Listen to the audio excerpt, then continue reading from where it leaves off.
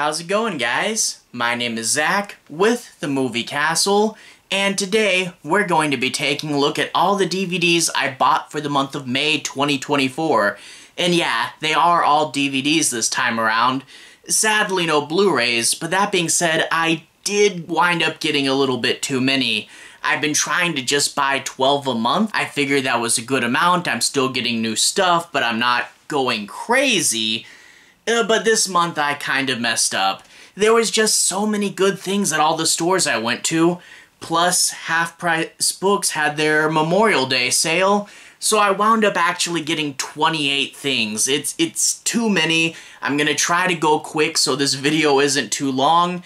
But I found several cool things. I got some more shark movies, which is great for Sharks of Summer. And I actually have several films that go in lines that I've been collecting. So good to add to that. But I guess since we gotta hurry because there's so much, let's go ahead and switch to the close-up camera. And I'll show you guys what I got. So without further ado, to the close-up camera. Alright, here we are inside the castle taking a closer look at my May 2024 haul. As I said earlier, we got 28 items, which is quite a bit, so I'll try to go through these pretty quick. And yeah, all DVDs this time. Let's start off with the Shudder movies first. And right off the bat, we have two of them. It's a Wonderful Knife and Destroy All Neighbors. It's a Wonderful Knife, a Christmas movie, but obviously when you release your Christmas movie around Christmas, the DVD doesn't come out until a little bit out of season, so I'm going to hold off on this one till it gets closer to Christmas time. But this is another one of those parodies of classic movies, but redone as slashers. I'm always a little cautious about modern horror comedy. It doesn't seem to quite always hit right for me. And the premise of this one is you get a final girl who wishes she had never been born. And then after her wish is granted, that means the killer's back. So kind of a bit of like, you shouldn't have really wished for that, you know, like it's an obvious reason, you know, like It's a Wonderful Life, you get that he might not appreciate his life and may not understand his purpose, but if you defeated a killer, I don't know, maybe it works out better in context. But anyway, we have Justin Long in this one, which is pretty cool. He's been in some really fun horror movies. Inner cover's the same as the outer, and we get discs the same as the front, and an ad for AMC+. The next one, Destroy All Neighbors, seems to be one of those retro throwback movies, and you get this neighbor who's this guy, he's a rock band guy, and he inadvertently kills his neighbor, and that is actually Alex Winter there, and it sounds like bodies kind of inadvertently pile up and they all turn into zombies or something. It might be fun, like gory throwback movies, you know? Crack it open, once again. Disc is the same as the front, and the ad for Shudder and AMC. Slightly different ad this time around. But anyway, yeah, two horror movies from Shudder. I really do like Shudder is a horror-based streaming service, but they're also really good about putting their stuff on DVD. So that'll be our first two. After that, I have quite a few shark movies. Look at all that. Starting off, a multi-pack from the Asylum. We actually get both Planet and Empire of the Sharks, but we also get Five-Headed Shark Attack, which is the third movie in the multi-headed Shark Attack franchise. I don't know why they skipped 4, but the important thing is that until this DVD came out, it was never released in America, like on physical media. I don't know why that happened, why they skipped over it, but at least it's finally out now. Although, that being said, they did cram them all on one disc, so don't expect great resolution. But yeah, I'm glad to pick up that entry in the multi-headed shark franchise and also pick up both of the Planet of the Sharks movies. They're not the best movies by any means, but at least I was able to pick a lot of them up at once. Up next, we have Black Demon, and it's this movie where there's like an oil rig, and he's taking his family on vacation while he goes and inspects it, and the shark here is kind of like a old demonic force or something. Sounds pretty interesting, and I remember a bit of buzz when this came out a bit ago, so have to check that one out, hope it turns out cool. And then after that, we get Dolph Lundgren in Shark Lake. In this one, Dolph Lundgren is like a former criminal, and after he gets out, bodies start piling up on the shore, and now he's going to have to fight a shark. Sounds cool. Dolph Lundgren's pretty fun, and I hope the movie behind that is cool as well. The final shark movie I have is Bigfoot vs. Megalodon. Apparently the guy who made these made a ton of Bigfoot movies. I think this is the second one, and the first is Bigfoot vs. the Illuminati. And supposedly these are very bad. So not really looking forward to this one. That being said, I found it in the clearance bin for only like $4. But yeah, I don't have high hopes for this. That being said, though, they did make a second one of these, Bigfoot vs. Megalodon 2. I don't know what that guy found, but he's been able to crank those out for a while. Anyway, that's 4 shark movies.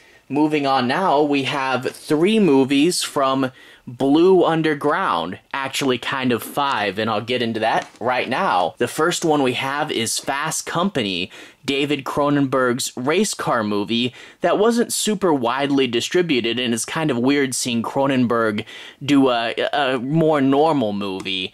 And flip it to the back, and this is what really sold me on it, is it has a bonus disc with stereo and the original Crimes of the Future. Yeah, this crosses off 3 Cronenberg movies that I really needed, and I'm super glad I picked this up. Actually, funny story, I had been looking for this for a while. I had kind of given up hope on finding it, but then I heard someone else in the used movie store go, "What's David Cronenberg doing directing a movie called Fast Company?" And I looked at that guy over the shelves, and I was kind of like silently willing him to put the movie down, and then when he did, I snuck over there and grabbed it really quick. I'm just so glad. I'd been looking for this for forever, and to find it had this bonus disc on it, that is really cool. I can't wait to see the original Crimes of the Future. I've been holding off watching the new one till I found it. After that, we get a movie called The Killing Hour, and flip it to the back, and it talks about how there's a serial killer in New York, and an artist is drawing the crimes before they happen. Sounds a little bit like The Eyes of Laura Mars, but I'll definitely check it out. Gotta love a good old-timey kind of crime slasher movie, and I really do love that Blue Underground puts out a lot of obscure stuff. And then after that we have Mark of the Devil, which sounds like it's a gory and exploitative witch hunter movie. Not the biggest fan of witch hunter movies, but it's Blue Underground. I'll check it out. And yeah, the first movie to be rated V for violence. Oh, okay.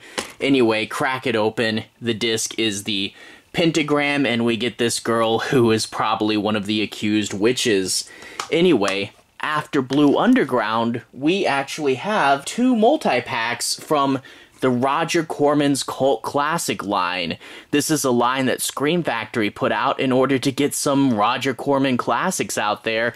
I have the one they made Piranha, and they also made a Slumber Party Massacre one. I have a few of these. This one I actually found in Walmart's 750 bin, and it's got both the Deathstalker movies, as well as Barbarian Queen, and The Warrior and the Sorceress. And yeah, some pretty skimpy clothing. That's Corman for you. And I think the Deathstalker movies might have wound up on Mystery Science Theater, I'm not sure. But yeah, 4 movies in here, 2 double disc right there. Anyway, after that, we have a sci-fi double feature, The Tear Within and Dead Space. And Dead Space is actually a remake of Forbidden World, I think. But gotta love that skeleton floating in space. That's pretty cool. There's the back of it, and we crack it open, and it is a double disc there. So, gotta love Scream Factory putting out all these Roger Corman movies. I'll have to look and see how many they did, because I wonder how many till I have them all. Anyway, another double feature, MGM's Midnight Movies. I have a ton of these double features, and I really do like it. It's a great way to get classic horror and sci-fi. Invisible Invaders and Journey to the Seventh Planet. And it talks about on the back, this one actually takes place in the not too distant future of 2001. It's always funny to see stuff like that. And they're going to go explore Uranus. And it sounds like both of these have like a beautiful woman subplot. Crack it open. It's a flipper disc, and yeah, all shiny there. Anyway, after that, we have a movie from the Tartan Asian Extreme line. I really am a big fan of Asian horror movies, and I really love Tartan for putting so many of them out on DVD over here. Flip it to the back, and it talks about there's this guy, and there's a killer that melts away all the flesh, and he's a reconstruction guy, so he's getting their faces out of the skulls, and apparently a ghost starts to haunt his daughter or something. Sounds pretty fun, cover's really creepy. Slide it out, it does have its slipcase, and once again, disc is the same as the front. Even got a little booklet there for the chapters. And moving right along, we actually have quite a few lines this time. You know, I really do love collecting lines of films. And here's another one, Manhunter, which is actually the titular name of the Manhunter series. And I have a bunch of these Manhunter movies. You might have been able to see them in my background. But to get the actual Manhunter, the one the series is named after, that's great.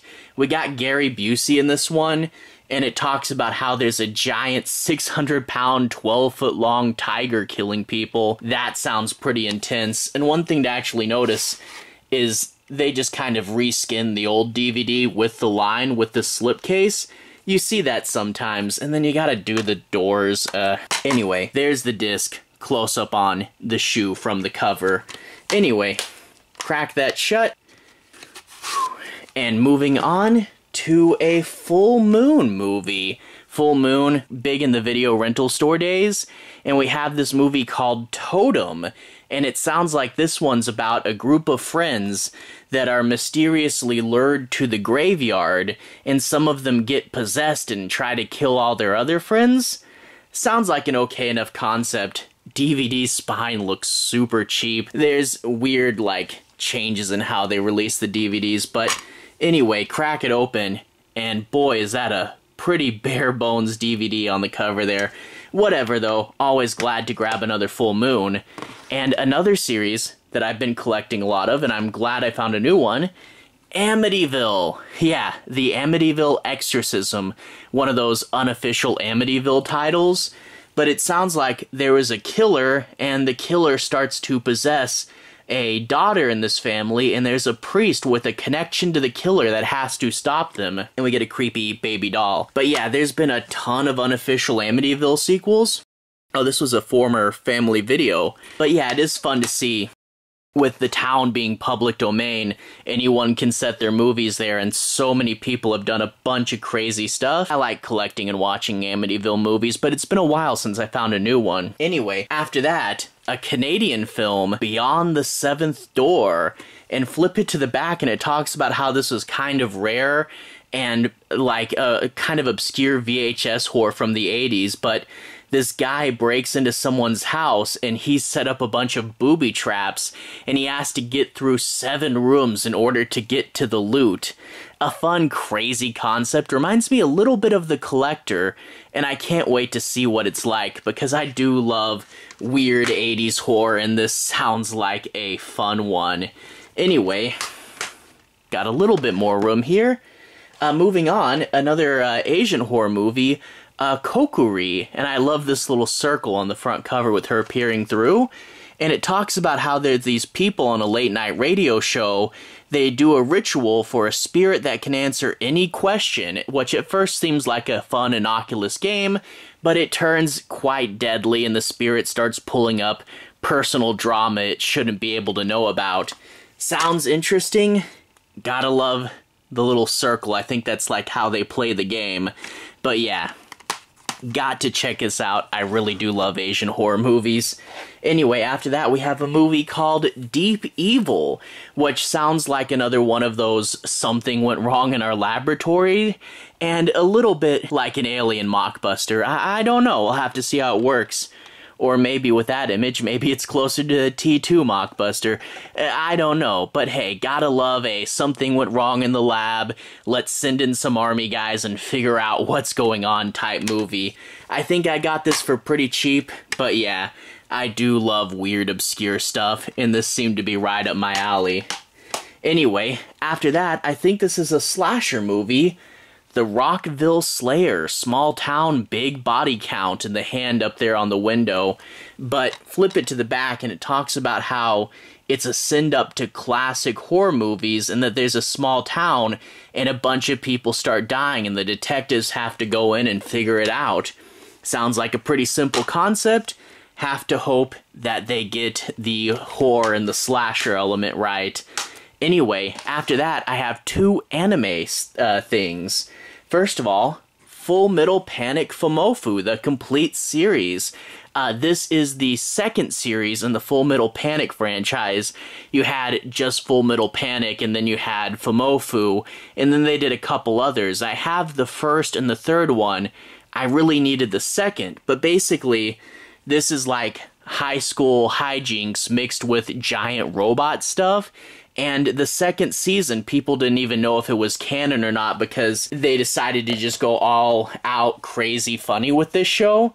So the second series is kind of just goofball, wacky adventures. But you know what? I'll check it out because actually watching the series, I found that the goofy stuff was actually pretty fun, and I was sometimes more interested in that. But I hope to finish the original series soon, get my review up for that, and then move on to this. I do love the big, thick box there. And I guess I'll have to put you on top because we're running out of space. Another anime thing is I got Jin-Ro, the Wolf Brigade, by the creators of Ghost in the Shell. But I've seen a few clips of this guy in this big suit of armor, and apparently like tons of violence and cool animation and stuff. He's a soldier and he has to kind of put his humanity aside, but of course, can he do it? It's supposed to be really good. I've been looking for this for a while. Glad I finally found it. Anyway, after that I have two movies from the Dollar Tree. Dollar Tree has not had very many things lately, so I haven't been able to do a full haul, but I did find two and I'll just throw them in here. Spontaneous and Robocroc. I actually saw Spontaneous on streaming a bit ago.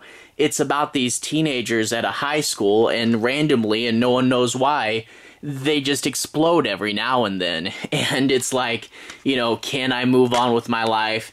Can I do anything if I think at any moment I might just explode? It's a fun, wacky concept, and I thought it was good enough. I didn't review it, but I don't know.